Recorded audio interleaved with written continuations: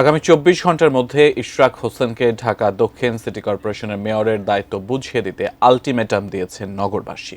দাবি আদায় না হলে আগামীকাল সকাল থেকে অবস্থান কর্মসূচিরও ঘোষণা দেন তারা। ঢাকাবাসী ব্যানারে আয়োজিত বিক্ষোভ কর্মসূচি থেকে আজ দুপুরে এই আলটিমেটাম দেওয়া হয়। বিক্ষোভকারীরা নগর ভবনের ফটক আটকে রাখায় কর্মকর্তাদের গাড়িও ঢুকতে পারেনি। তারা প্রশ্ন তোলেন, আদালতের রায় এবং নির্বাচন কমিশন আদেশ জারির পরও কেন ইশরাককে শপথ নিতে দেওয়া হচ্ছে না। গত ২৭ মার্চ ২০২০ সালের নির্বাচনের ফলাফল বাতিল করে বিএনপি নেতা ইঞ্জিনিয়ার ইশরাক হোসেনকে মেয়র ঘোষণা করে নির্বাচনী ট্রাইব্যুনাল। এর পরিপ্রেক্ষিতে গত ২৭ এপ্রিল তাকে ঢাকা দক্ষিণ সিটির মেয়র ঘোষণা করে নির্বাচন কমিশন। মেয়র নাই, সেহেতু এখানে যারা কর্মকর্তা তারা সঠিকভাবে কাজ করছে না।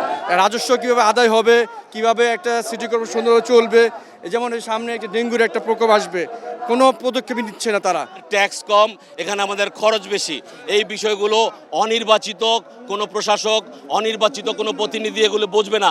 সব থেকে বড় কথা, সে আইনি লড়াই দিচ্ছে, তার শপথ গেজেটও হয়ে গেছে, তারা কেন বসাচ্ছেন এই উপদেষ্টারা?